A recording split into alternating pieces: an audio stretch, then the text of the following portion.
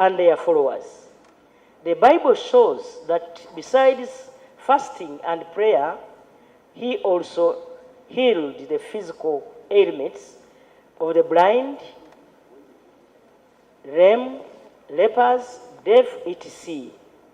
He fed the hungry.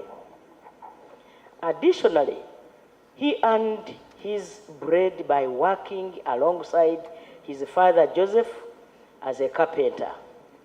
He worked for both the spiritual and socio-economic uplift of his family and society. This is what all Christians must emulate. He emphasized that in addition to spiritual well-being, fulfilling lives also requires the satisfaction of physical needs.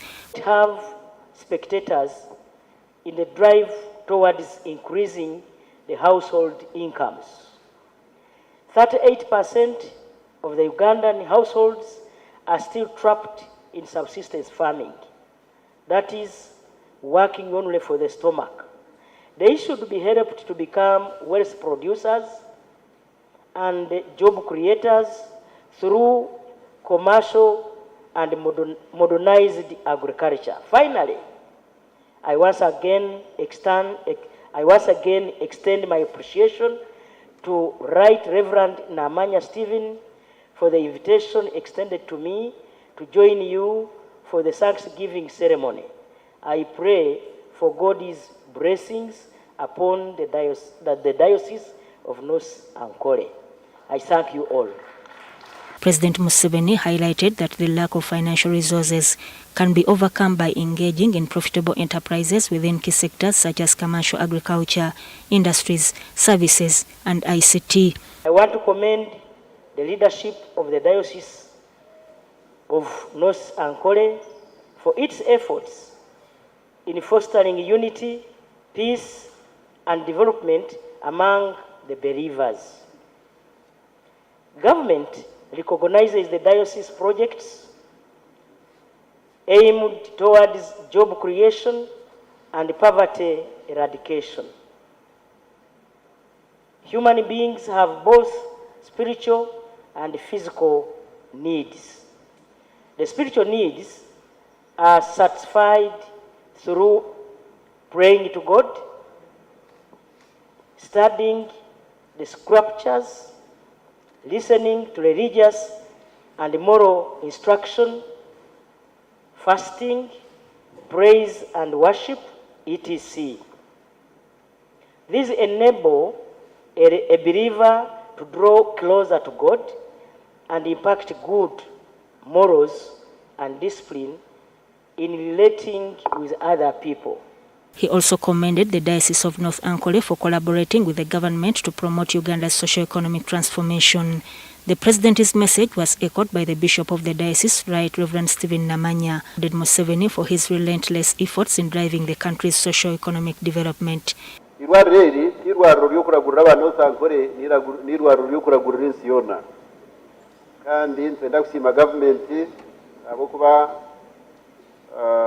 good partner with churches, and I want to assure you that we can make it because we have made it in education and results are obvious. Right Honorable, the pioneer A-level students, the first student got 19 out of 20, the pioneers. During the event, members of parliament from Chiruhura, including Wilson Kajoenje from Nyabushozi and Giovannis Renduru, addressed pressing community needs such as financial inclusion and combating early marriages. Early marriages nacho tikahwiremo up to date. Hakiriya bari kubishingira barabato. Konka bishiki banje nabojo imwe mwahirwa mwayerebera Prime Minister wihangana amayisho ganyu. Na nimba shabira ngo ruhango wabarebesa Prime Minister abagirire mbabaza umushombe muheze ahubwo kuba nimwe numbasa kurwamba Prime Ministers. President Museveni made a personal contribution of 30 million shillings towards the Thanksgiving ceremony, and the commissioned roads were a donation from him, constructed by the Ugandan government through UNRWA. The North Ankole Mission Hospital, valued at 4.2 billion Uganda shillings, is a 50-bed facility intended to offer specialized services in maternity and pediatrics, TB and HIV treatment, dental care, intensive care, among others. In more stories, President Yoweri Museveni says that he has no issues with his long-time close ally, Amama Mbabazi, despite parting ways in 2016 general elections. The president says that if Mbabazi disagreed and contested against him in 2016 general elections, the work Mbabazi did for the country is greater. Mr. Museveni made the remarks as a chief guest at Serena Hotel in Kampala as Mbabazi and his wife Jacqueline celebrated 50 years of marriage.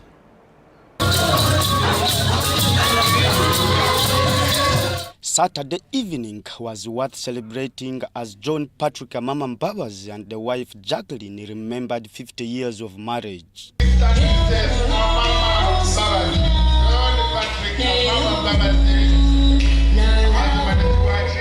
The event, held at Serena Hotel in Kampala, attracted top government officials, both former and current, family members and friends.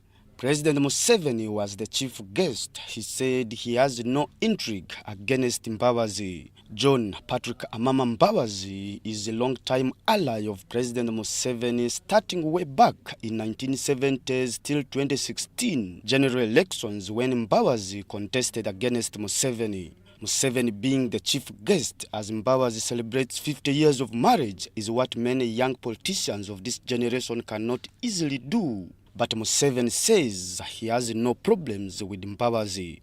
When we had some differences with some of the comrades, even Kategaya, even Mama Mbabazi, I cannot forget, yes, I can disagree with you now, but I cannot forget the contribution you made in the past.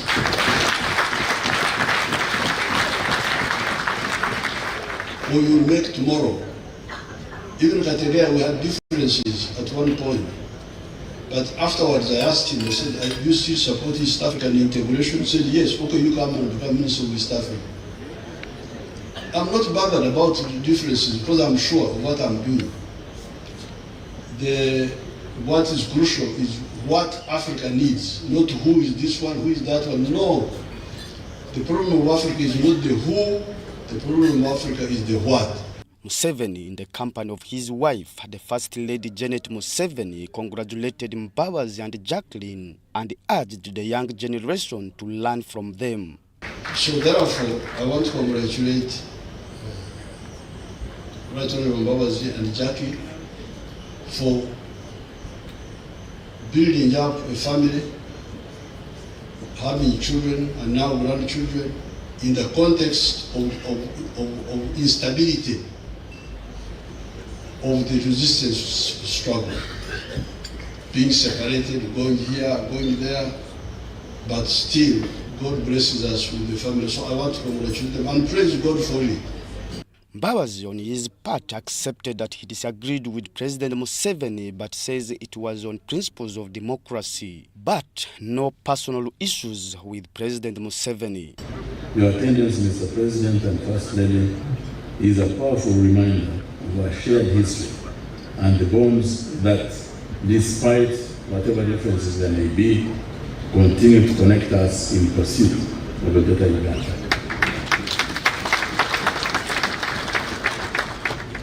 And I will never falter on that. Jacqueline Mbabazi says although the marriage became enjoyable, it was hard at the beginning due to her husband's political career. That her mama and I are celebrating 50 years.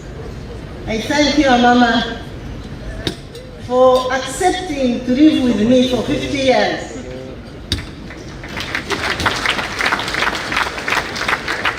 With all my perfect imperfections. Former Prime Minister Dr. Rwanda applauded the couples for standing together despite ups and downs in their marriage for 50 years. For assisting my brother Mama to be able to do difficult tasks, especially organizing against bad governments. The children and grandchildren, totaling to about 20 members, sang praises on Dembawazi and Jacqueline for being a loving and strict parents that shaped them. Congratulations. Philip Aguta for UBC News in Kampala. Congratulations. Thank you so much, Philip Aguta. Runners today turned up to participate in the Kabaka's 69th birthday run. For this year's run, Kabaka Ronald Mwenda Mtebi II has designated Nalinya Agnes Nabaloga to flag off the runners. The 2024 Kabaka birthday run was on the theme Men Against HIV and AIDS to Save the Girl Child. Kabaka has directed people to continue preventing the spread of HIV and AIDS to achieve the target of kicking out AIDS in Uganda by 2030. Mengo Parish has painted red color as runners wearing red birthday kits gathered for the 69th Kabaka birthday run. Towards 6:30 a.m., Katikiro of Buganda Charles Peter Maiga arrived. 2 minutes later, Nalinya Agnes Nabaloga, whom the Kabaka has designated to flag off the runners, together with Prince Semakokiro and Princess Katrina Sangaliambago, also arrived. She delivered Kabaka's message. His Majesty valued the subjects for participating in the run. Byali mumulese akamwenyu mwenyu kubanga alengera nti muli bangi nnyo abajjumbidde ensonga eno enkulu gye tulwanirira eya Mukenenya. Kabaka has directed the public to avoid ways through which HIV/AIDS is spread and do regular tests. HIV patients follow medical regulations to achieve the 2030 target. Abasajja addamu okubakubikiriza nti mwekuume era mwewawe bwe wabaawo abafunye obuvuzi ate mwejjanjabe era mubayambe okubalabirira.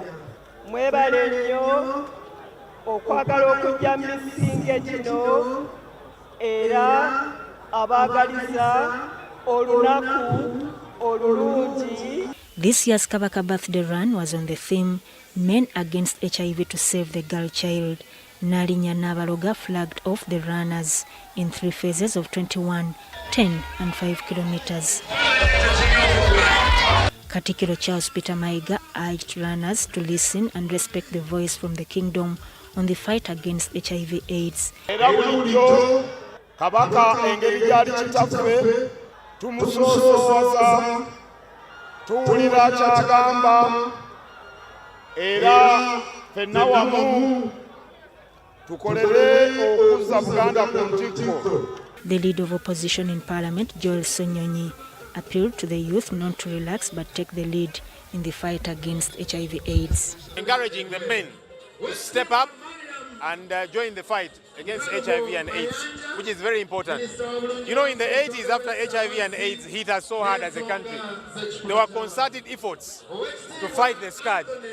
But after a while, people became complacent. There was not as much effort as it were. And so this clarion call by the Kabaka is a very important one.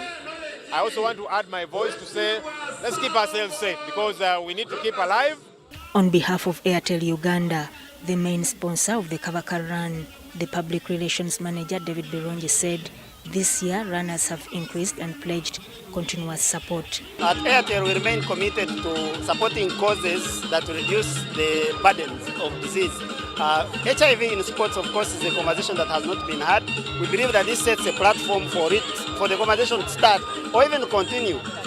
As a big brand, we believe that once we make the investments in opportunities like this, marathon, national teams, Airtel Rising Stars, those conversations have to continue. The men who are listening to me out there, we cannot have Airtel Rising Stars or other sports activities when the young boys are not told about HIV/AIDS. So the Kalungu West legislator Joseph Sewungu was among the runners and vowed to mobilize MPs to support allocation of more funds in the health sector. But the challenge is on us members of parliament. We sit, we enter parliament, Speaker gives almost an hour for matters of national importance. We in Terego, the hospitals are down. In Kabongo, there are no hospitals. Then when we go for appropriation, they all shy away. Let us agree that as members of parliament, we go under the Abuja declaration of 15%. The budget of health should be given 15% of the national budget and education. Sudat Kaye and Andrew Sebira, UBC News. Still about the same event, over 800 people have been tested for HIV and AIDS, syphilis and sickle cells by AIDS Information Center after thousands of people flocked to Lubiri in Mengo to participate in the 69th Kabaka's birthday run 2024, targeting ending HIV and AIDS in the year 2030.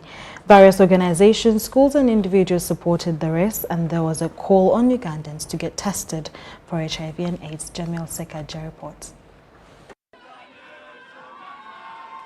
Thousands of participants joined the 69th Kabaka birthday run at the Lubiri Mengo Palace, where Nalinya Agnes Nabaloga represented the king to officiate the occasion with different categories, including 10, 20 and 5 kilometers respectively.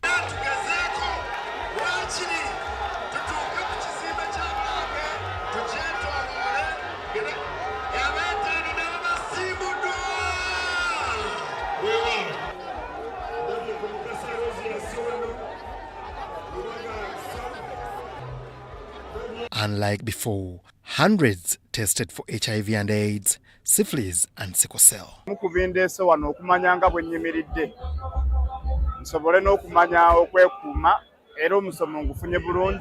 Kavma Douglas, a lab technician at AIDS Information Center, thanked the organizers for mobilizing hundreds of thousands for testing to support the Kabaka cause. HIV testing, syphilis testing, and we are also screening for sickle cell.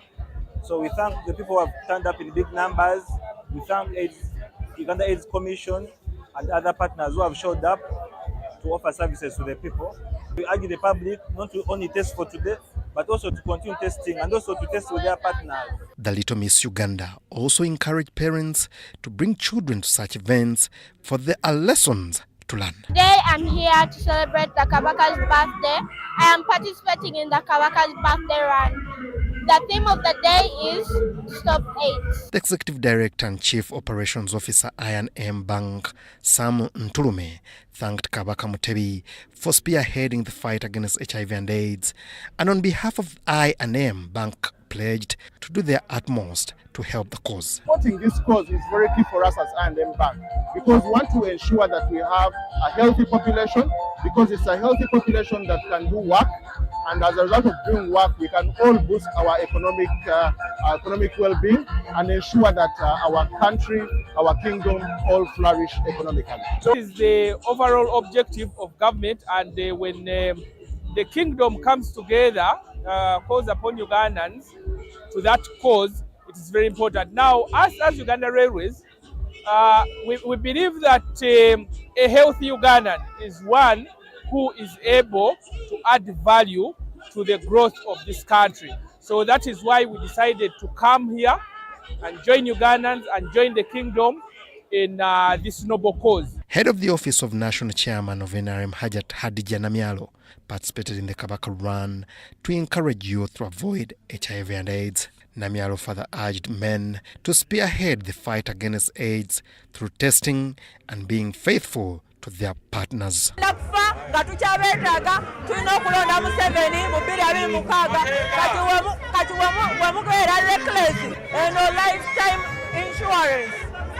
And medication His Excellency the President of the Republic of Uganda, we've really had fun. Jamil Sekaja filed this report. People from various walks of life from Kira municipality in Chadondo County in Mukono district were left in awe as they witnessed a rare spectacle during the celebration of the birth of His Majesty, the King of Buganda, Ronald Muwenda Mutebi II, who turned 14 years.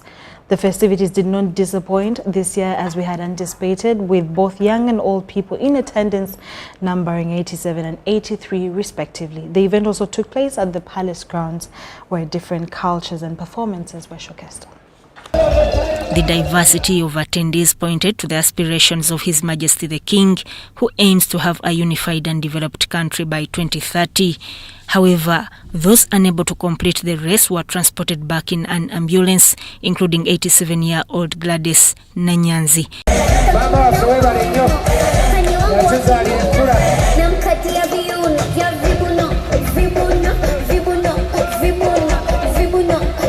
Dr. Sebira Joseph Mugerwa of Space Medical Center in Chira Municipality emphasized regular medical checkups for individuals. The event was graced by Dr. Fiona Kalinda Nakalinda, a renowned eye specialist, provided eye care services and education on eye diseases. The attendees traveled a distance of 7 kilometers to get to Space Medical Center.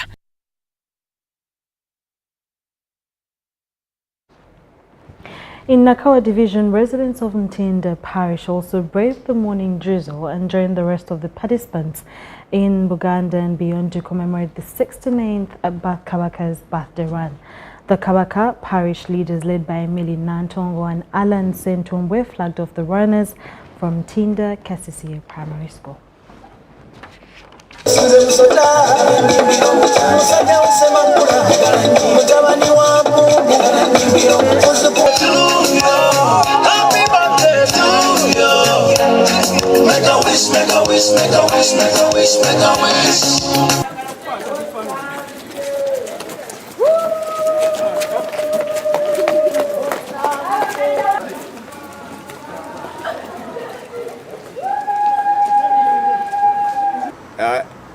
Main emphasis this year is against the men to end the spread of this disease among young girls.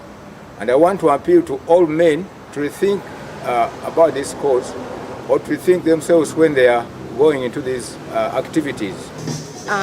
My name is Natongo Mili, Parish Chief from Tinda. I appreciate Tinda dwellers for fully participating in Kabaka's birthday ride to fight against AIDS.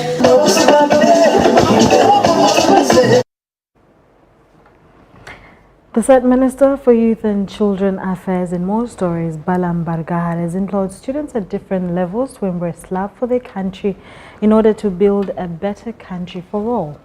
Balam has made this call while attending an NDD event at Mengo SS in Kampala, as well as gracing the dinner at Makerere University. Onyango reports.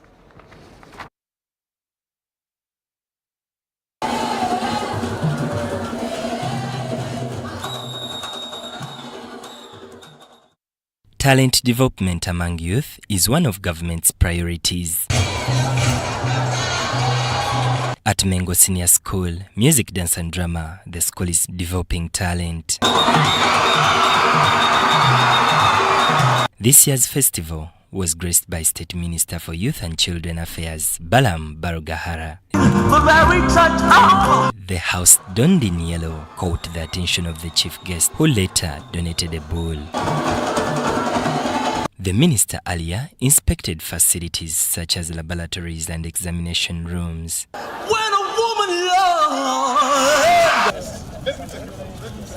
Balam also attended a dinner of finalists of Makerere University, College of Business and Management. The Honorable Minister has requested me to open the souvenir that I got for him.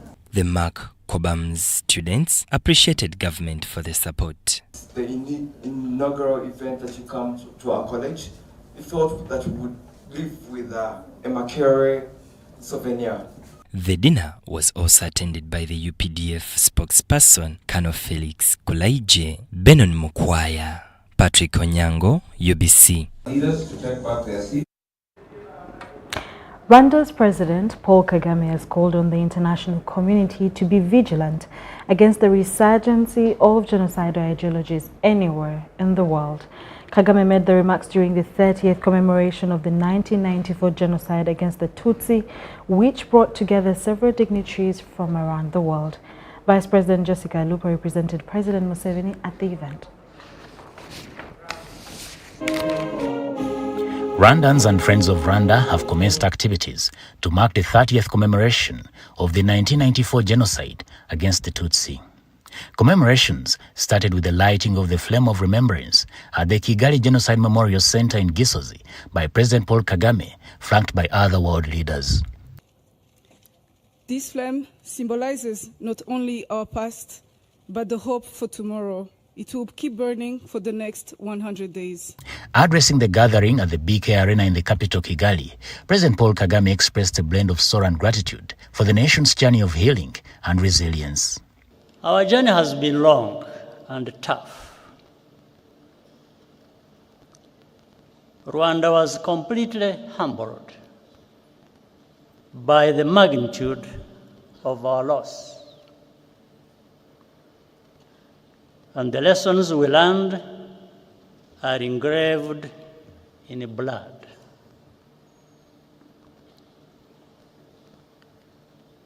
But the tremendous progress of our country is plain to see, and it is a result of the choices we made together to resurrect our nation.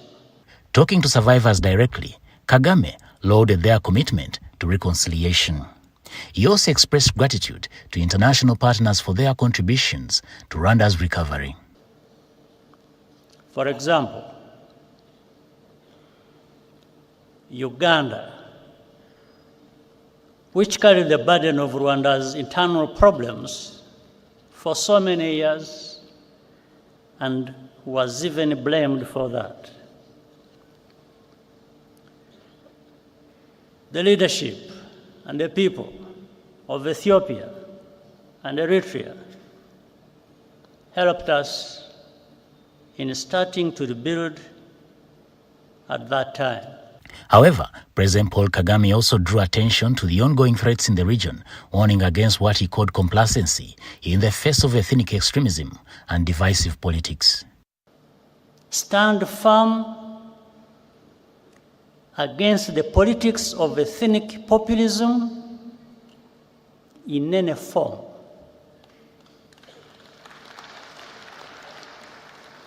Genocide is populism in its purified form,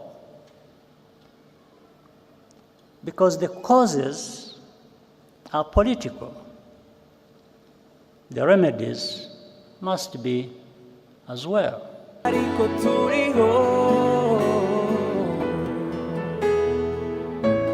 This commemoration ceremony concluded with a pledge to honor the memory of the genocide's victims and to continue the fight against hatred and division, both within Rwanda and around the world.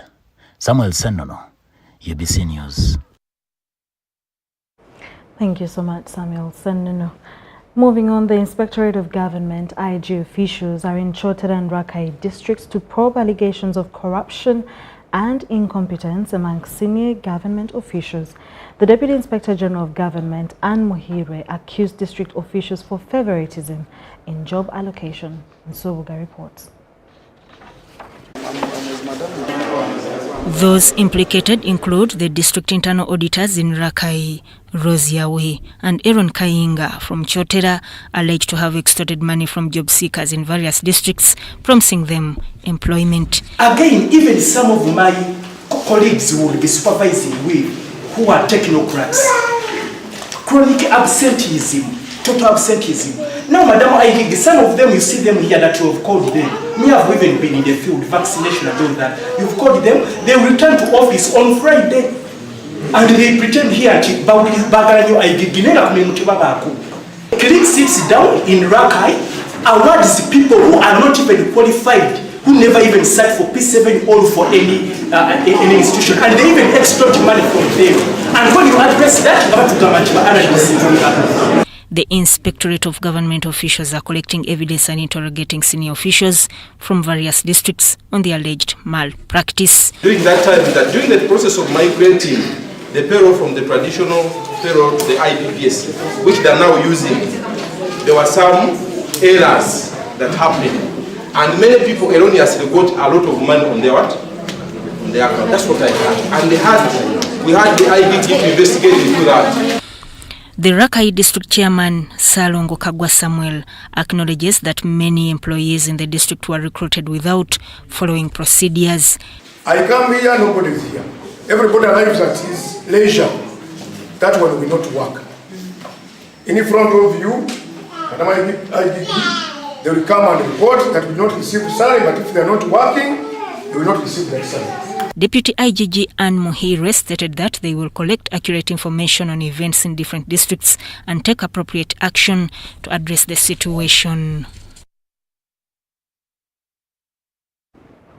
The senior mobilizer of the National Resistance Movement Party in Bunyoro Kitara, Harriet Sally, has urged communities in Bunyoro Kitara to participate in the Mass Yellow Fever campaign and support the NRM party programs. She distributed food supplies to Muslims communities in Kakomiro during the Ramadan period. She also encouraged Muslims in Bunyoro to engage in poverty eradication programs. During the month of Ramadan, Muslims commit to the pillars of Islam. Harriet Sally Tibulihwa, the NRM party senior mobilizer for Greater Bunyoro Kitara, shared food items with the Muslim community of Chibambula Mosque in Kakumiro district, recognizing their cooperation in government programs. As our faith encourages us to do good acts during this time of Ramadan,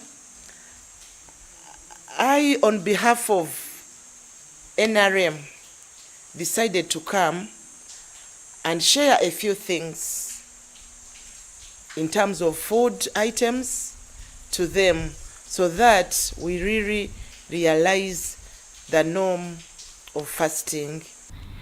The Muslims applauded Tibulihwa for the support and reported marginalization in accessing government programs.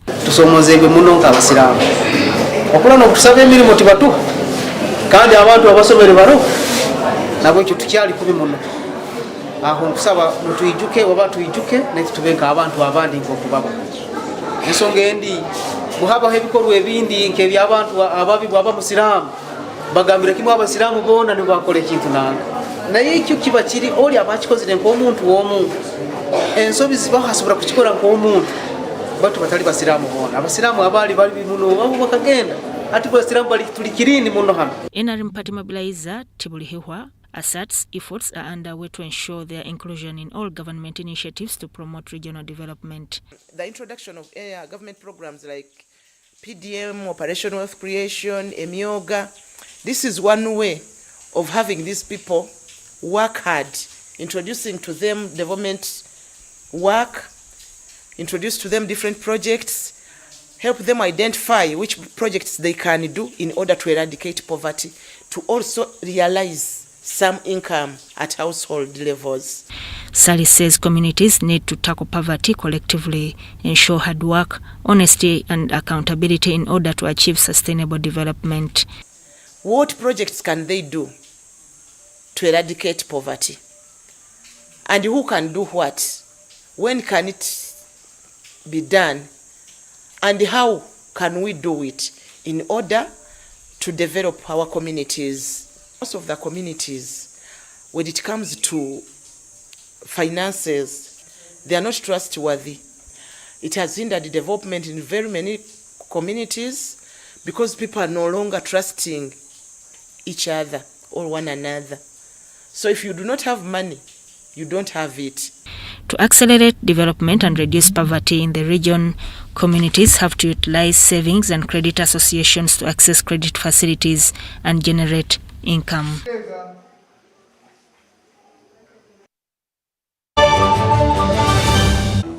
Fred!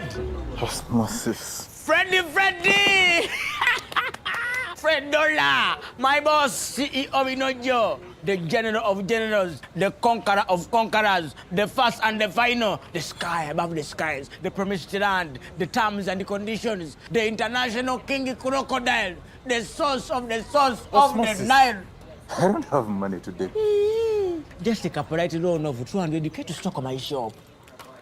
The signs and symptoms of success. The bank commander, not the bank teller. Why hassle for a loan when you've got MTN Momo? We're sorting.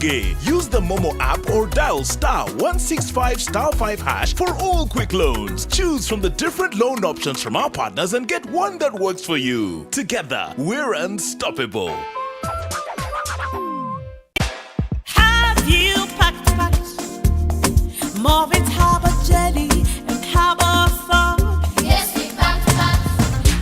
protect your skin from skin rashes. Movit Papa. It is a new improved Movit Harbor Jelly. So soft and smooth. It is a Movit Harbor Jelly. Tell me, kids, the scent. Any irritations? No more rashes and irritations. Movit Harbor Jelly and Harbor Soap is rich in natural herbs for a smooth and glowing skin. Movit All Day Confidence.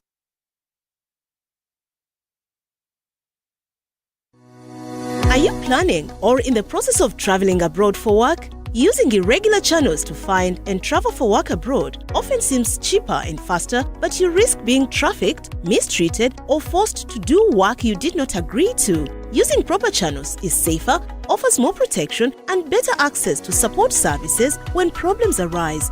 Do not be deceived. Choose the proper channels. Always verify all information before traveling abroad for work by contacting the Ministry of Gender, Labour and Social Development, your local district labour office or DSOS office. You can also visit EEMIS website on eemis.mglsd.go.ug. This message is brought to you by the International Labour Organization with support from the Government of Switzerland.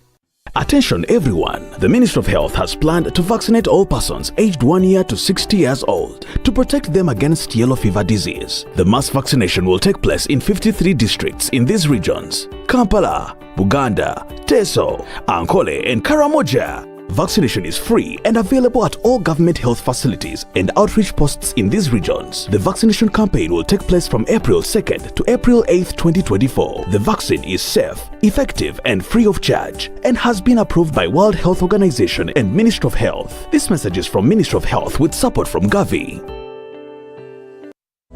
The government of Uganda and the Uganda Bureau of Statistics is calling upon all stakeholders such as the chief administrative officers, city mayors, resident city commissioners, city clerks, city and division councillors, wards and LC chairpersons, as well as the residents and business communities to cooperate with the UBOS field teams as we embark on advanced preparations to conduct the National Population and Housing Census on the 10th of May 2024. The census will be a 10-day exercise to obtain statistical data and information that will be used for planning and policy formulation, including information on 1. How many we are, 2. Where we are, 3. How we are living, 4.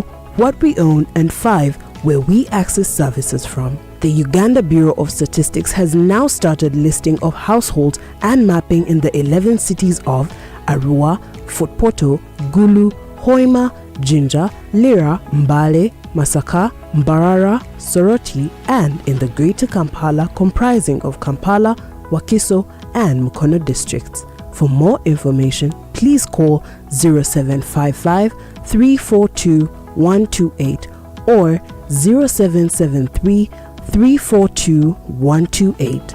This message is brought to you by the Executive Director and Census Commissioner, Uganda Bureau of Statistics. Census 2024. It matters to be counted.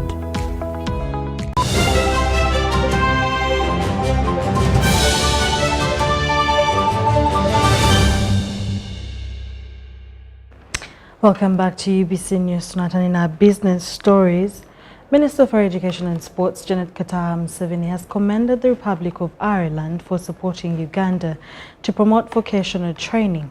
She says the initiative will address unemployment among youth in Karamoja sub-region. Now, this was contained in the speech read by her, by the State Minister for Higher Education, Dr. John Chrysostom Muyingo, at the launch of the Vocational Education and Skilling Program in Moreto Municipality. In an effort to address poverty and unemployment and halt youth traveling from Karamoja to the streets of begging, the Vocational Education and Skilling Program 2023-2027 has been launched in Karamoja sub-region. The 5-year program 2023-2027 for youth in Karamoja sub-region is supported by the Republic of Ireland and Uganda. The Minister for Education and Sports, Janet Museveni, held the partnership with Uganda to curb unemployment among Karamoja youth. This was contained in the speech read to her by State Minister for Higher Education, Dr. John Chrysostom Muyingo, at the launch of the program in Moreto Municipality. My sincere appreciation also goes to Abyss Foundation for investing in vocational education and skills development that aims to create sustainable and positive change for the youth and the communities of Karamoja and the nation at large. Indeed, this program will not only build the capacity of the 3 vocational institutions that provide skilling for the young people, but also towards establishing these institutions as TVET centers of excellence. The ambassador of Ireland to Uganda, Kevin Colgan, says Government of Ireland will oversee the strategy for Uganda, including development aid to promote trade and investment opportunities between the two countries. The enabling environment, coordination in the utilisation of limited resources and a strong commitment from all parties, including the private sector, should back this up. I would like to emphasise that investing in human capital, particularly in education and skilling, is essential to develop an educated workforce and increase economic opportunities for the youth and reap the dividends of the demographic transition. Minister for Karamoja Affairs, Peter Lokeri, says focusing on Moroto, Kotido and Nakapiripiri districts will help youth and their communities address unemployment. Contributions of people must be acknowledged. Of course, our government is doing a lot. That's why you put Moroto, Kisi, Moroto, were the past. They were all government-founded bodies. So we moved on. So, my friends, it is so nice. Now we have come.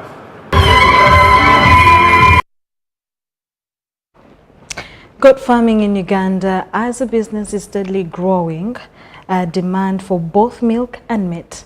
Now, Purity Mbowe, owning Mashambani Dairy Goat Farm, now boasts of owning over 300 dairy goats after starting only 2 years ago, and that was also in 2016. Purity Mbaye's dream to rear goats started when she realized that her children were allergic to cow milk.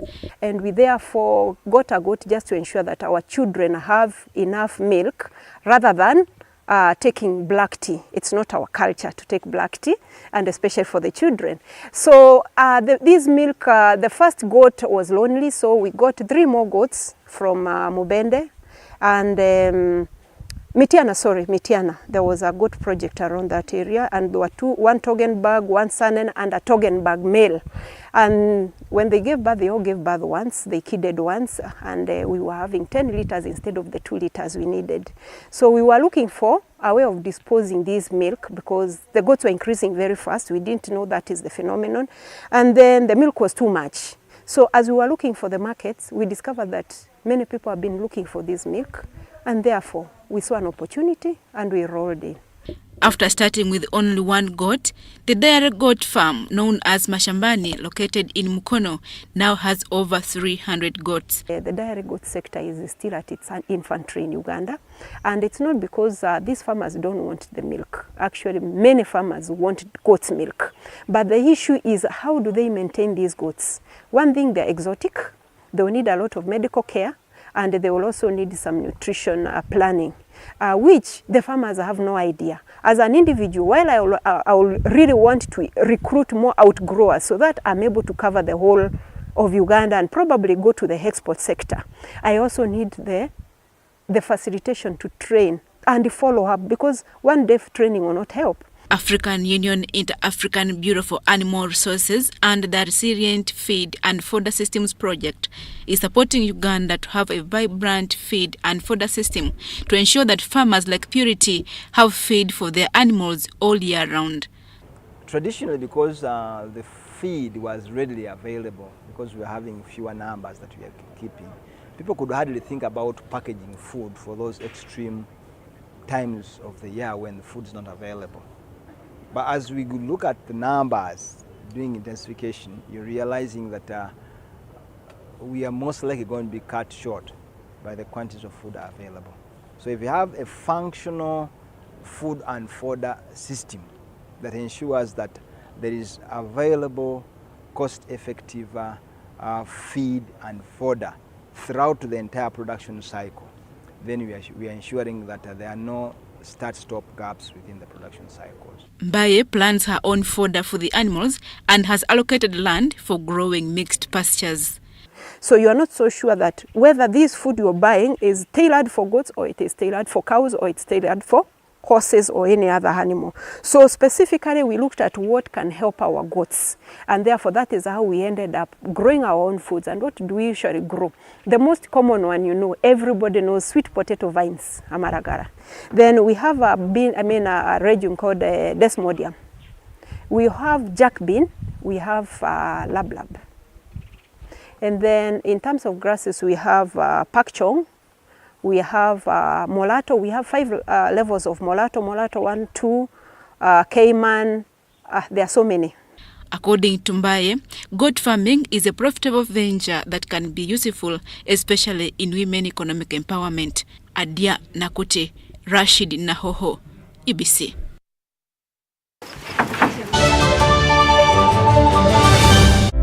Ebiseera by'okuzzaayo abaana mu masomero tebiteekwa kukaluubiriza n'akatono. Eno kusimba nnyiriri mpanvu, kano kalipagano ka bidduka. Simanya kuzunga na banka siripsi? Kati osobola okusasula school fees z'omwana wo ate n'okola n'ebirala ntoko ku ssimu ye ey'omu ngalo. Ekikola kyangu nnyo. Nyiga bunyizi *185*8 ogoberera ebikulagiriddwa oba okozese app ya MTN Momo. Ate kati okola ki olwaleero? MTN Mobile Money Uganda Limited erungamizibwa banka enkulu eya Uganda.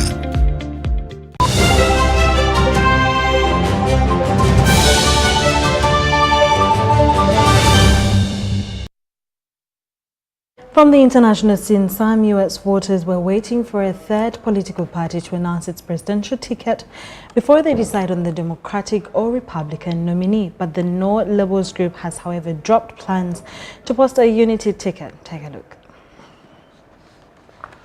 The mission, simple. With the country going to the polls bitterly divided, No Labels was to nominate a unity ticket, one Republican and one Democrat. Right now, a growing number of Americans, perhaps a majority, feel shut out of the political process. They feel left behind by the two major parties. And so, New Labels hoped it would attract voters tired of Joe Biden and Donald Trump. I really don't want to see either one of them in the White House next year. Money was no issue. No Labels claimed it raised $60 million. The problem was, who would run? The third-party ticket was rejected by moderates like Democratic Senator Joe Manchin. Former Republican Governor Larry Hogan left the group to run for the Senate. Former Republican presidential candidate Nikki Haley also declined the offer. On Thursday, the group abandoned its idea of a third-party ticket. Left are a few other choices. The most recognizable name is Robert F. Kennedy Jr. Running as an independent, he could pick up votes from both Democrats and Republicans. My intention is to spoil it for both of them. We're ready for a change. This whole Trump-Biden thing, we're done with it. We're ready for something new. Also new, self-help author Marianne Williamson running as a Democrat. We're all here, or at least many of us are, because we are upset about this country. We're worried about this country. Do you think she stands a chance? No, but I wanted to at least make my voice heard to the Democratic Party that there are some of us who are really not enthusiastic about the choice that they're having. And activist Cornell West. Who do we know who loves the people enough to tell the truth? But American voters tend to lean toward familiarity and major parties. So that means these two. Again, a former and current president repeating their matchup from 4 years ago. It's the lesser of two evils, and sometimes I struggle with it, and sometimes I think maybe I shouldn't even bother voting. The two frontrunners have 6 months to change her mind and the minds of others like her. Carolyn Pursuti, VOA News.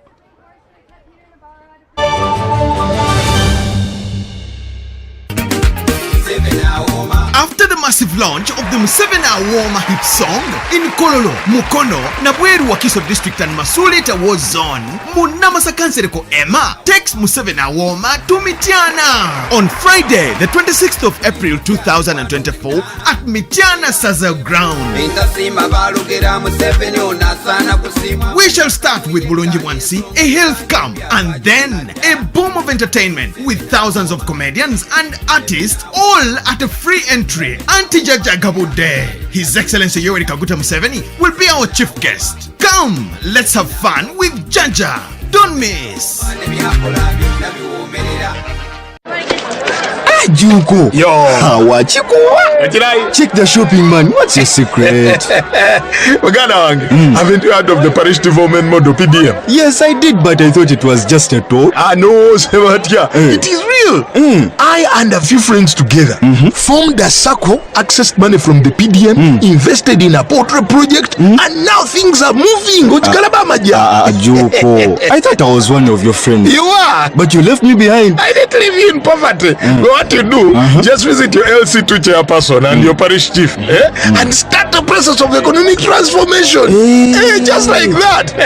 The parish development model is an initiative from the government of Uganda through the Ministry of Local Government designed to transform all lives of Ugandans for the better. PDM, my parish, my development, my life.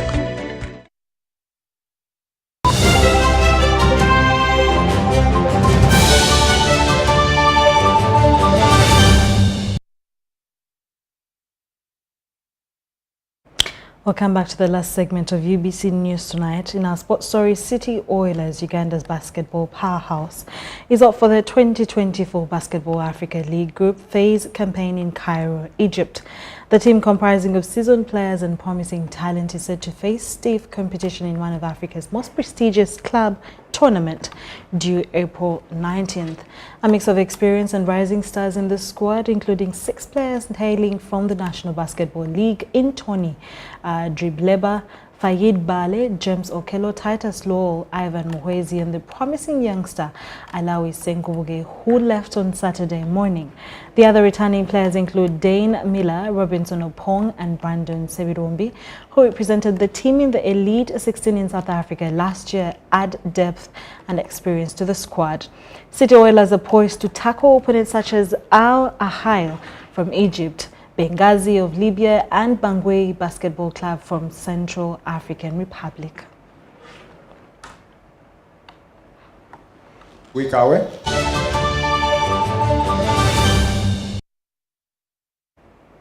And that brings us to the end of UBC News Tonight that started off at 8 p.m, coming to an end in just 2 minutes.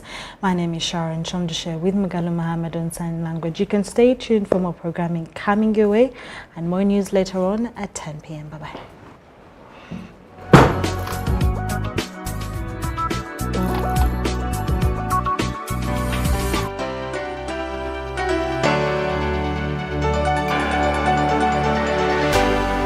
UBC, inspiring Uganda.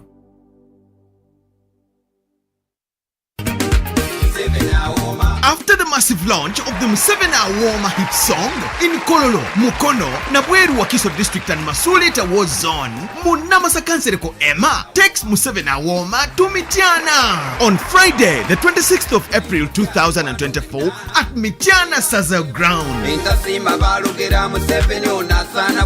We shall start with Bulungi Wansi, a health camp, and then a boom of entertainment with thousands of comedians and artists, all at a free entry. Anti-Jaja Gabude, His Excellency Yoweri Kaguta Museveni, will be our chief guest. Come, let's have fun with Jaja. Don't miss. I'm Kaylee with the very special weather report. From up there to down here, everything is crazy. If we don't listen to scientists, things are going to be even crazier when I grow up. Let's look at the forecast for 2050. Heat waves will affect 94% of children, making playing outside a thing of the past. Extreme droughts will wipe out wheat crops, killing the one food my brother eats, bread. Disasters will cost taxpayers almost $6 trillion. My parents hate taxes. Of course, all of this is caused by a blanket of heat-trapping pollution in the atmosphere that we could just like not put up there. But don't worry, there's still a chance of clear skies. Right now, clean energy systems are moving in from the east to the west, creating tons of cool jobs. And solar prices have dropped lower than oil and gas. Going through the satellite, it looks like a high-pressure system of grown-ups could still move in and protect kids from an avalanche of really bad stuff. Some gusty political winds ahead, but they're no match for the power of Hurricane Felicia. That's my mom. We'll keep you posted as we track if adults stop wasting time and fix this totally solvable problem. Because it's not just a weather report to us, it's our future.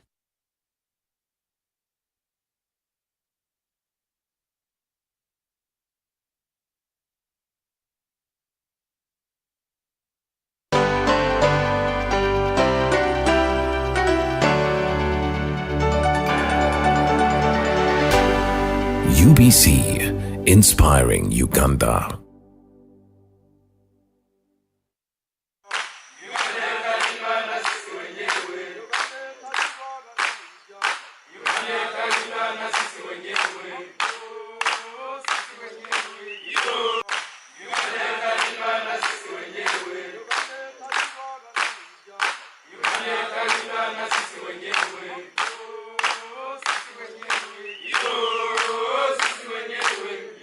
The strategic defense and security of the country, how the non-defense areas in the end. President Yoweri Kaguta Museveni, also Commander-in-Chief of the Armed Forces, has been emphasizing building of a strong professional army, a self-sustaining economy, and empowering Ugandans with skills for wealth creation. Brigade Commander, who is Brigadier Engineer Besigye Bekunda, has a master's degree, civil engineer. He's a registered civil engineer with a number of engineers under him, a number of technicians, a number of masons. We have a capacity right now of over 3,000 workers who are engineers and artisans and technicians of different fields. We have the physical, we have the civil engineers, electrical, the water, and everything. No single company in the whole of East Africa has the capacity of the Uganda People's Defense Forces. But this could not be harnessed in the midst of wars and what. Now that there's peace in this country, ushered in by the NRM government, the soldiers are now out of the front line and they're being fitted in to the various areas that they are supposed to be. So we have several engineers, and as I speak, I think more 2,000 other engineers are coming out to join. They will be passed out soon to join the Engineers Brigade. That's the manpower of 5,000.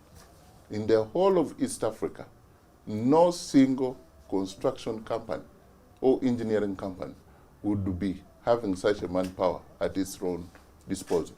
Brigadier Engineer Besigye Bekunda. I'm the commander of the UPDF Engineers Brigade. I'm a civil engineer by profession and a registered engineer with the Engineers Registration Board. The Engineers Brigade is a specialized arm of the Uganda People's Defense Forces that supports war-fighting forces and also involved in the infrastructure development within the Ministry of Defense. It has largely two big departments or roles. One is the combat engineering department, which supports war-fighting forces in terms of mobility, sustainability of own forces, and counter-mobility of enemy forces. Then the civil engineering department, which deals with the infrastructure within the UPDF and the wider government. As I have said, the Engineers Brigade is a specialized arm of the UPDF. It's not a private company, neither is it under the National Enterprise Corporation. It's like when you see Armored Brigade, Moi Brigade. So it is a department under the UPDF. I wanted also to first highlight that a number of activities we are doing within UPDF, because within UPDF we don't have any contractor now. All the works are being done by Engineers Brigade. In the last 2 years, we have constructed 10 new barracks. We have constructed 14 training schools which are under rehabilitation and expansion, particularly the National Defense College. 14 health center 3s in order to improve the welfare of our soldiers. So by the end of this financial year, we shall have only 2 brigades without permanent homes. So the rest of the brigades will have permanent homes. We are also now constructing houses. We have embarked on constructing houses for soldiers in 13 barracks, and in a way of improving the welfare. So, and all these are done by Engineers Brigade. Now, following the successful implementation of projects within UPDF, His Excellency the President and Commander-in-Chief directed that Ministry of Health and Ministry of Education projects should be given to Engineers Brigade. The reasons were that there had been complaints from these ministries about private companies not completing projects, private companies doing shoulder works, private companies being expensive. And indeed, the way, as you have said, in July 2021, His Excellency the President issued a directive to those ministries to utilize the Engineers Brigade to carry out these projects. And since then, we have got the following projects. The Office of the Prime Minister, 9 projects, which includes health centers and schools. The Ministry of Health, 24, which has rehabilitations of hospitals and expansions of the referral hospitals, particularly in terms of infrastructure for producing medical oxygen. Then the Ministry of Education, we have 3 projects. The biggest one being the rehabilitation of Nambole Stadium, which had totally dilapidated, and we are carrying out massive rehabilitation of the Mandela Stadium. They live within their means, they do work within their means. On the issue of cost, we are incomparable. The Ministry of Defense and Uganda People's Defense Forces Engineers Brigade is not a profit-making entity. And I think that is the basis upon which the President made a comparative analysis and gave us to try. And I think the trial is going on and is going to be adopted. We are getting ready that this will be the way to go, because we save the Engineers Brigade when they make an estimate for building a health center 4. They will make a saving of almost 400 million. And others have been arguing that, yes, we don't pay other taxes or VAT or what, But even if you take away that aspect, still we are far much lower and doing the same job and even doing it better. So quality, cost effectiveness, and quality work, we are incomparable.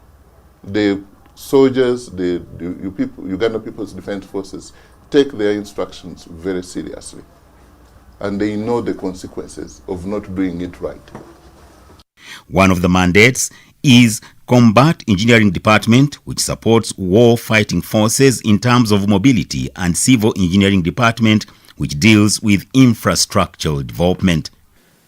Ministry of Local Government, 88 projects, and all these are related to health infrastructure in 27 districts.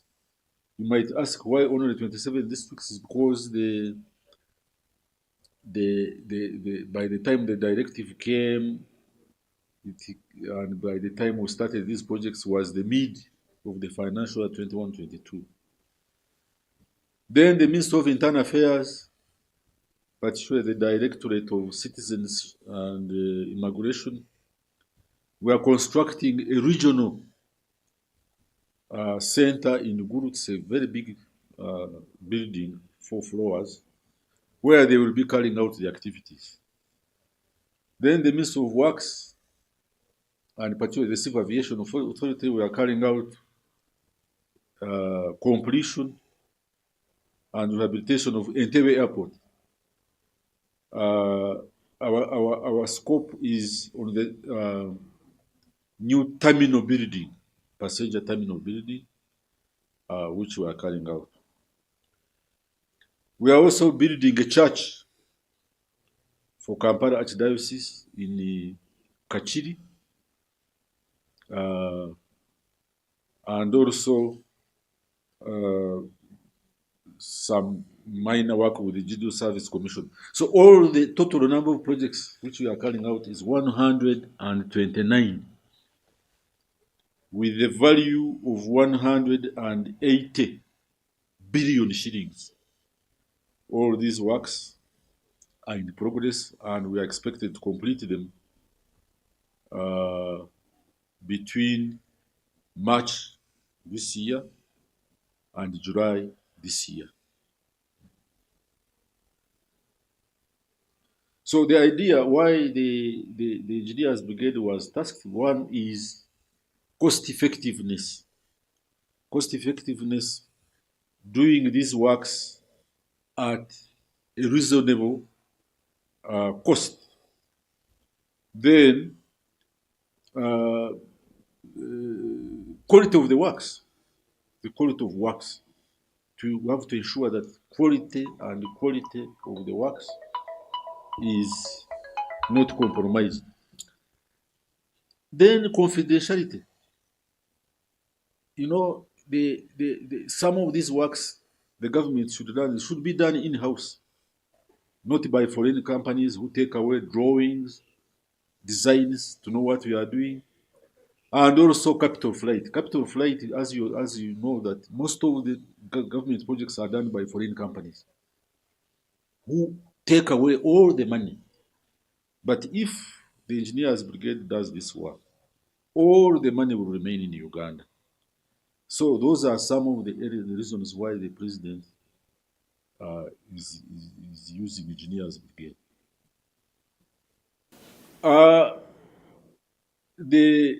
The ministries, they prepare bills of quantities, designs, and we give them our cost.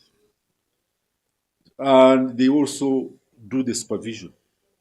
So they do the supervision because for us, we are working like a contract.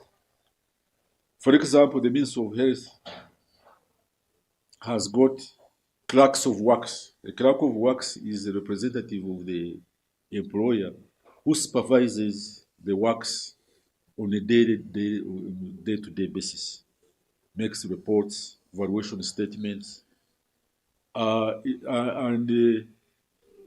it is only the Entebbe Airport where they have got a consultant, but then the Ministry of Local Government, where the works are in those districts, the district engineer with his team are the ones who supervise our works and do the evaluations. This is a new project, new assignment, which we had not done before outside the UPDF. The UPDF was building our own construction projects here before. We had undertaken building of barracks and the housing units, but we have never gone outside the UPDF. So we need the monitoring and evaluation team, and they have been very, very exemplary. They have gone all throughout the country to look out the projects being undertaken by the Engineers Brigade. And their reports are very informative, positive feedback, and also where they point out our weaknesses is where we are going to use to rectify. But I can tell you 100% satisfied with the work that we are doing. Well, we are the political wing, that we are the link, the bridge between the Ministry of Defense, UPDF. First of all, UPDF is under Article 208 and 209. It's a national force established as a constitutional body. So what we are doing is very constitutional. And for us as the political supervisors, we are duty bound. And in this ministry, I'm designated directly with the Honorable Sempija. We all work as a team. But somebody keeping an eye. I've personally gone to Kisoro. I've also gone to sightseeing, to inspect what our people are doing and receive complaints and address them. And so far, our role as a ministry is to make sure that the mandate, that the constitutional mandate and the presidential directive is fulfilled. The Uganda People's Defense Force Engineering Brigade is the construction arm of the army with a mandate to carry out strategic infrastructural development during operations and peace times. The brigade, which was recently given a task to implement construction of government health centers and schools, among others, has two main mandates. One of the roles of Engineers Brigade indeed is supporting ministries and departments when there are also disasters. We carry out, for example, in 2021, when the lake levels rose and the Narubare Dam was about to be washed away, we're involving in removing the floating weeds from Narubare Dam. When there were floods and landslides in eastern Uganda and Bududa area, we're involved in those activities. And also during Army Week Tarehe Sita, we carry out projects as a token of appreciation to the support of the Wananchi, like the last Tarehe Sita, which was on 6 February 2023. We were involved in constructing a number of projects in Greater Mbarara, which were free. At the same time, when we are carrying out these works, we buy materials from the local population and also employ the laborers from those localities so that people earn a living, earn some money. So what we do, we just take the supervisors and we try to make sure that at least we get some of the local younger people whom we work with so that they can get some money and learn some skills, which is different from private contractors. You'll find some private contractors carry all the laborers from one region to another.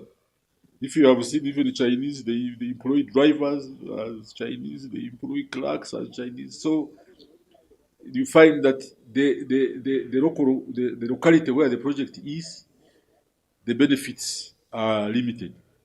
Even the building materials you buy from the local population so that they also and some money. That is a way of endearing the UPDF to the wananchi. And for us, we see ourselves as superseding. We have gone beyond. The quality of work, our clients are very happy with it.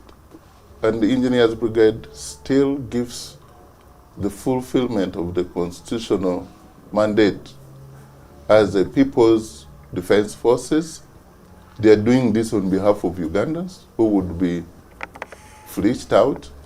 Some of our contractors who had gotten into, they do shoulder work. There was no efficiency, there was no quality assurances. Here we do, and we are open. And this is the first time on the construction aspect that government to government is handling such massive projects. Engineering Brigade is headed by Engineer Brigadier General Besigye Benkunda, a registered civil engineer with a Bachelor of Science in Engineering and a Master of Science in Engineering from Makerere University. Due to public demand over shoddy work done by private contractors, the UPDF Civil Engineering Department stepped in at the request of the Commander-in-Chief, President Yoweri Museveni, to take on the challenge of engineering construction works in the country. We have the relevant capacity. I want to thank the CDF and the UPDF leadership who gave us equipment. Recently we acquired a lot of equipment. We have got 2 road units. These road units are composed of excavators, bulldozers, graders, compactors, which are used in leveling sites, access roads, because previously we were hiring equipment. We have got block making machines. For example, now we have 10 block making machines. Each block making machine can make 5,000 blocks per day. And a simple 3-bedroom house is about, can use 3,000 blocks. In other words, each machine, when you have it, you are able to make blocks which can build 2 houses in a day. We have got a lot of other assorted equipment which we have acquired. So in terms of equipment, we are now building capacity in that general area. Manpower, we now have slots in recruitment. For example, in the last year, we got 600 artisans who were recruited specifically for UPDF. And those who are under training, we have now 1,000. So we have now a total of 3,500 personnel of different categories. And our target is to reach 10,000 within 2 years.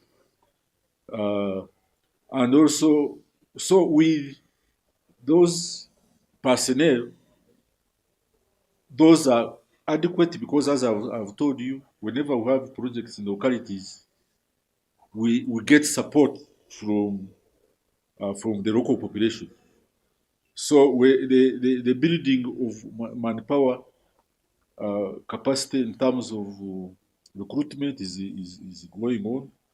Training in universities, we have now 20 engineers whom we have sponsored in master's degrees programs and other academic programs. We have got training with the Uganda Institution of Professional Engineers.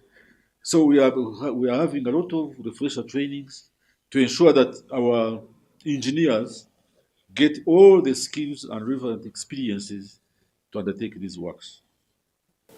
There is a lot of appreciation, there is a lot of excitement of how the Engineers Brigade is delivering these infrastructure projects. And we promise that we are not going to disappoint the population, we are not going to disappoint the Commander-in-Chief. We are going to work and work and work and improve all to make sure that, because in other countries, the armies the armies do a lot of work for government. Roads, and a lot of infrastructure. And this is a saving to government. Because when you look at these projects we are doing, we are likely to make a saving of around 50 billion. Now, 50 billion can construct, if for example the cost of a classroom which is around 30 million, 50 billion divided by 30, that's about 1,800 classrooms. Imagine. So the benefits to government departments are very huge, and we call upon all government departments to make sure that there is development of capacity of doing works in house. It should not only be engineers brigade. Like the Ministry of Works should have in-house capacity to construct roads. I don't see a reason why we should hire a private contractor to maintain gravel roads. So this should be a policy of government to build in-house capacity to do works by direct labor, what they call force on account. Engineering Brigade is undertaking major infrastructural development projects of government.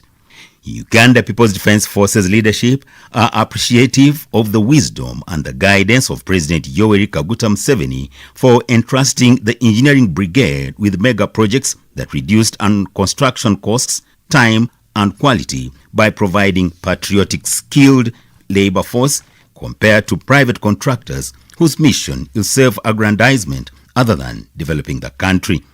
In this regard, Uganda People's Defense Forces committees, which consist of 10 people in charge of monitoring and evaluation of the projects, are working tirelessly to the satisfaction of the Commander-in-Chief of the Armed Forces, President General Yoweri Kaguta Museveni, the Ugandan public, and all areas where UPDF has served.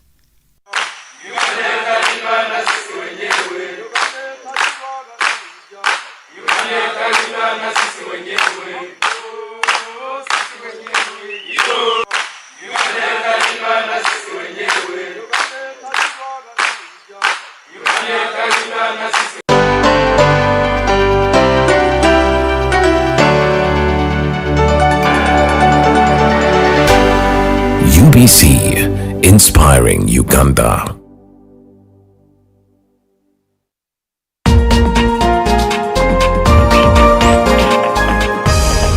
This weekend on UBC. If you, Afande, were going to speak to your son who is going to have intercourse for the very first time on their wedding night, what would you tell them? It's simple. You've never had sex in your life. So it is something that you are going to discover with time. Yeah. So take your time, discover what it is, enjoy it, enjoy the moment as you move on in life. The kind of woman you are marrying understands that, and it is self-discovery between you two. It is an experience. Walk the journey. Yeah, true. If anybody is given a visa now, you go to the US, you have not even crossed the Entebbe airport. Yeah. Okay. Once you drop in the US, what are you going to do? You are going to live a discovery life. You are going to know, whom do I ask? How do I read the map? How do I stop a cab? It's a journey that you have to go through it. But should you reach somewhere and you find so many differences, there are cancerous difficulties. There are cancerous in that. Welcome to the Garden of Eden with your marriage anchor, Prosi Buyono.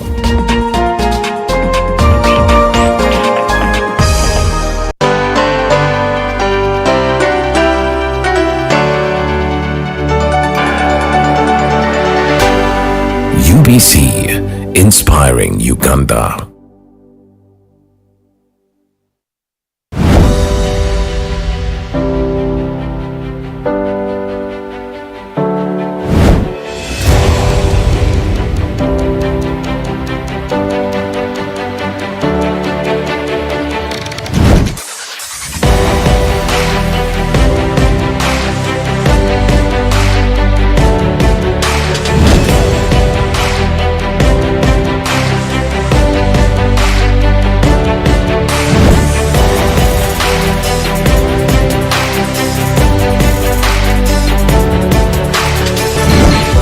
This is Chilling.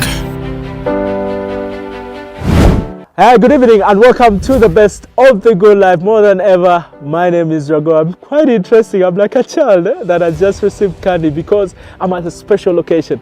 Now, before we get carried away, it takes more than, I think, years, even decades, for some actors and actresses to make it in this industry. But for my friend, Faith Kirabo, it seems like her success happened overnight because she's an incredible actress who is trying to cement her role and her purpose in this what we call Ugandan film industry. Welcome to the best of the good life. Now today we decided to come at an amazing location. This is the Kaya house which you're seeing in my background. It's their mansion. It's quite busy at the moment, so we are going to be utilizing the gardens. And yeah, please stay with us as we take on this mega superstar on the show. Thank you, ladies and gentlemen.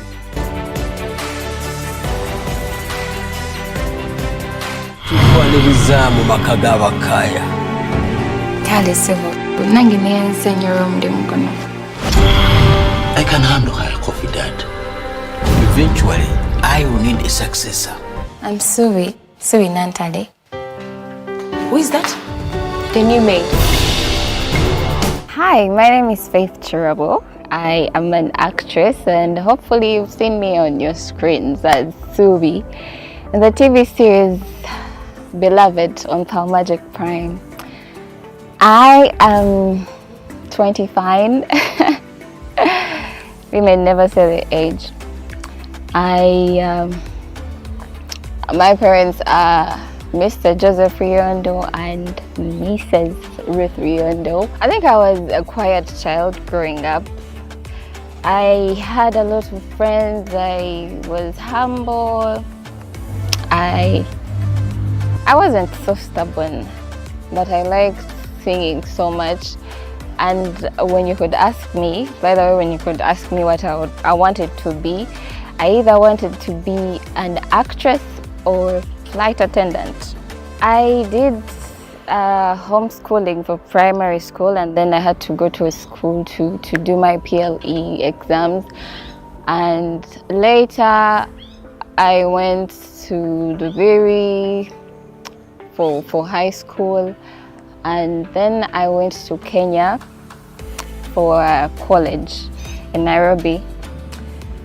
I did aviation there.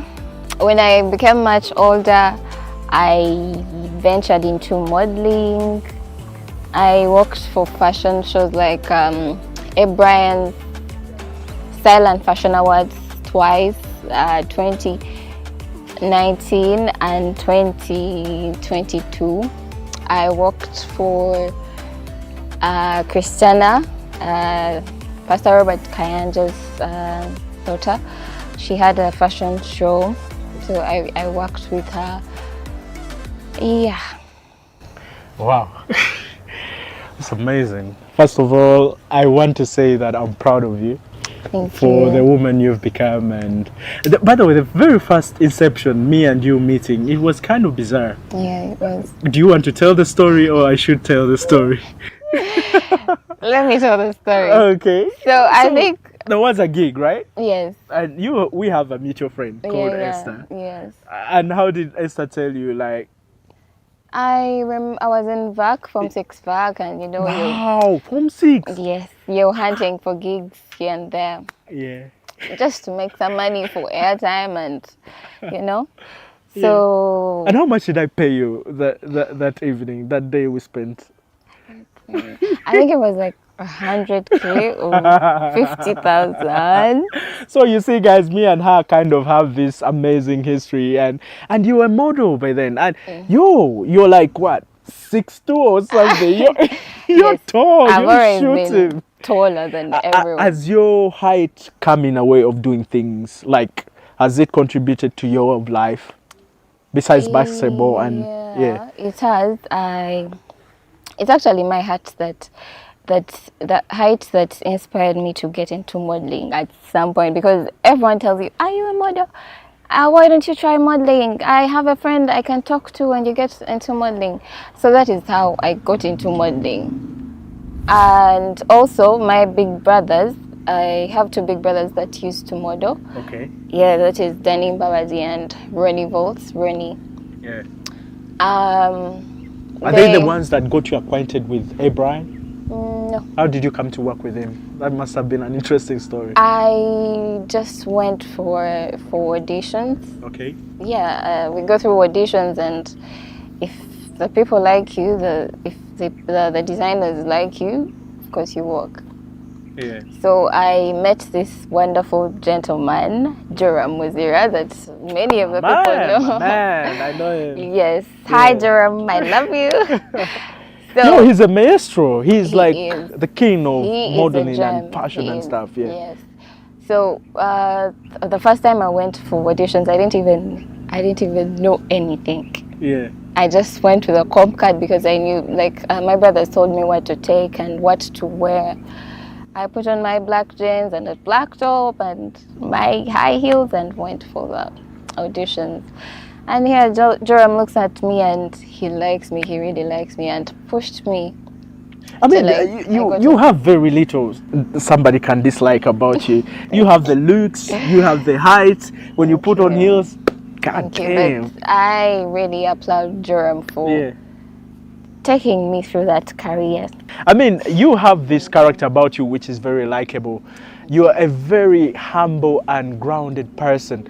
Are you like that since childhood? Were you like this? Like so bold and humble and grounded? Like you're really grounded. Well, growing up, I was very, very shy. I was very shy. I was bullied most of the times because of my body. I was very tiny. I couldn't fight people, so everyone got a chance to bully me. But then when I grew up, I think I got to teach myself to love who I am, to never compare myself to anyone. I am Faith Durable. I am going to be different. When did the acting back bite? No, like honestly, don't tell me. Like we met earlier and you told me, I don't even know, Drago, how did you just fall from the sky and fell on the beloved set or what? Did you even have like some other things that drama, maybe TV or film that you first did before this? What is that all about? How did you come up to this? And you're doing it perfectly well. That is the most surprising thing. I thank God. I used to sing, as I said. I used to sing when I was young in church. And even when I went to high school, I used to sing in church. But I was never interested in MDD or, I don't know. I was just a singer. But then when I grew older, I think I started to experience, to get into different things. You know, what do you mean when you grew older? Like from which age? Faith, I want us to take this step by step, without missing any scoop or any juice. Okay. Because I really want to find out because it surprised me. One day, I was like, Esther sent me a pic and it's like, your girl has made it. I'm like, making it where? There's this new drama series that's coming. I'm like, I've seen that. Are you kidding me? And then when the premiere happened, I saw you. I was like, yeah. Gosh, she's a superstar. Honestly, I think this is the path that God wanted me to take at this point. When I finished college, I did cabin crew and flight dispatch in Kenya. So all my eyes were on aviation. I wanted to do aviation. I started hunting for jobs. I started applying for jobs here and there. So this one time, Qatar Airways invites me for the interview. I flew to Dubai. I did interviews. Interviews went well. And then somehow you didn't get a call back. I did. I went through the whole process. What happened? And then they sent me an email that I am not getting the job. Oh my God! How were you feeling by then? Like when it happened? It was horrible. It was very horrible. Because I must assume you must have aced the interviews and you were smart and. Yeah. I did, but I What did they really tell you in that email? What did they really They say? don't really tell you much. They don't did tell what? you. They don't tell you much. Yeah. They just say, we are sorry to inform you, you're not going to be hired. I'll tell you something that I've never said on TV. One time I also auditioned for something very huge, and that was Big Brother Africa. I came this close. I even went to South Africa for screening and checkups and all that. I did that. I even got a shopping voucher, and man, I was this close. And then in the last minute, I was dropped. I felt gutted. How do you face rejection? How do you face, you as a person, as Faith, how do you face rejection? Man, rejection is something else. It happens to all of us, you It know, does. at a certain point. But it's very hard to deal with. It's really, really hard, especially when you're really invested in this thing. You really want it to happen, and you're this close to getting there. It is very hard, but I got over it. Maybe it's a spiritual sign that prepares you for the best. Yeah, true. Now look at where you are. True. You are a celebrated, grossing, a principal actor in one of the most loved, beloved shows. Yes. And yeah, tell me, how does it feel like to be in such an environment, to have such a fortress of a big house, living there, but of course as a maid, but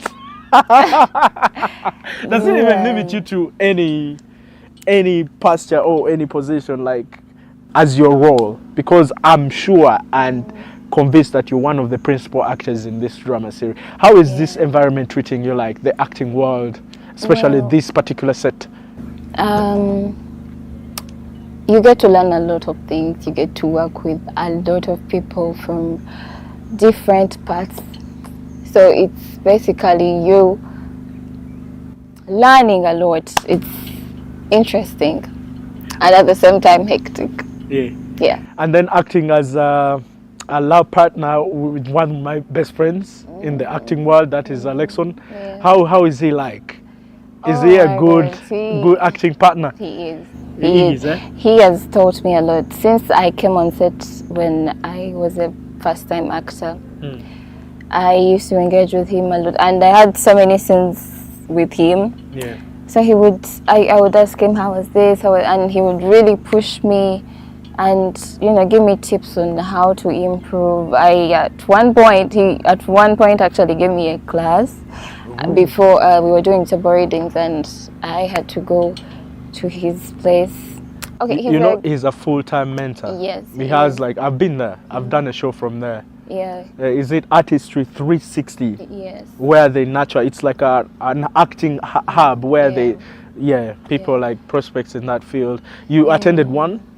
I did like a class, a one-on-one with him using our scripts before we started shooting. So we were like doing rehearsals, but for our scenes with him for the show.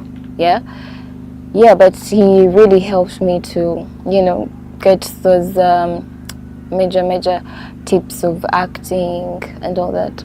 Which kind of tips are there? Give us some, because there's a young girl that is watching this TV show, or any other person that is very raw and they want to venture in this. Like, for example, which is one of the basic skills when it comes to acting?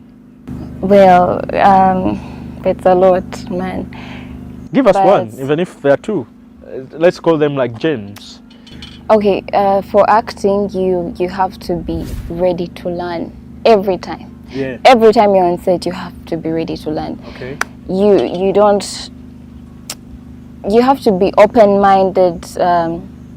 If anyone comes to you and tells you something about your acting or how you're acting, you don't really have to take offense or anything, but you just have to be open-minded generally. Yeah. Yes. Be able to explore that space, be able wanting to learn. Your character is also always growing, sorts of stuff. Yes. Well, Faith, I'm very proud of you. We are going to go into an intermission, which I would love to call a break for some of you guys who...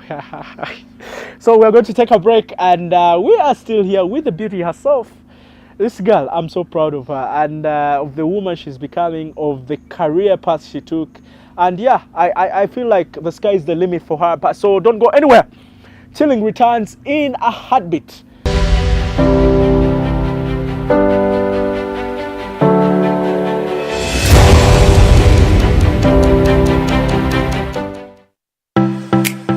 UBC is the national public broadcaster. We educate, inform, entertain, and inspire our audiences. You can watch us on free-to-air channel 001, DSTV channel 282, GoTV channel 371, Star Times channel 201, Zuku TV channel 20, and Azam TV channel 350. Even when your subscription expires, you can still watch UBC for free on your pay TV platforms.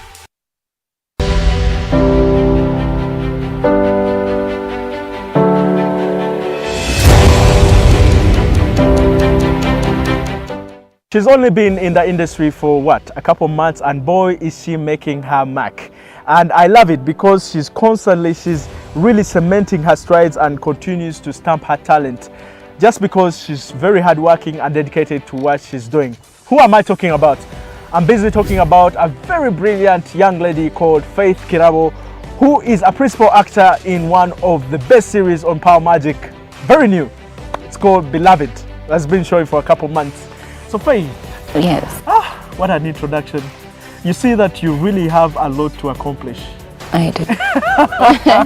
I do, but thank you. Like this is just the beginning for you. You're still a apprentice in this industry. I am. And you're literally still young, relatively still young as well.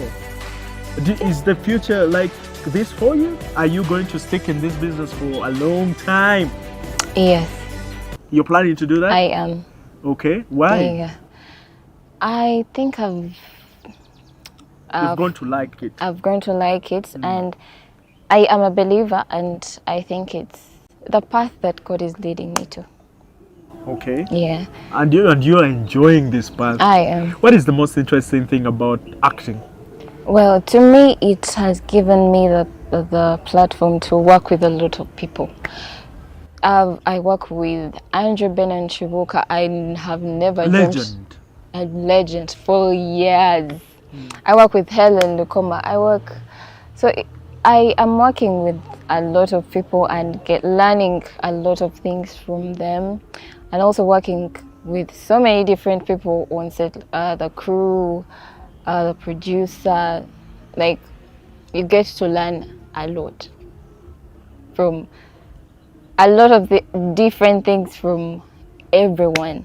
You get what I mean? Yeah, so that is the interesting bit about it. What is your character Subi's role in this amazing series, Beloved? For somebody that has never watched it and they're just seeing you for the first time. Well, Subi is this girl from the ghetto. She gets a job. She lost her parents. She doesn't know her dad. Her mom died when she was young. She has not finished school. So her mom's best friend gets her a job at the Kayas, the mansion. Yeah, she comes in and guess what? Trouble starts. Wow. Trouble everywhere. Mrs. Kaya doesn't like her. Parish Kaya doesn't like her. But she has one friend, Chanel Kaya, the only person that likes her, and maybe Mr. Kaya. But she's not sure if Mr. Kaya likes her because he wants something from her or he just likes her. But the genuine friend she has in the Kaya house is Chanel Kaya. And then one of the children, the boys of Kaya, gets to fall in love with her. No, it's actually a family friend to the Kaya called the Lubogos.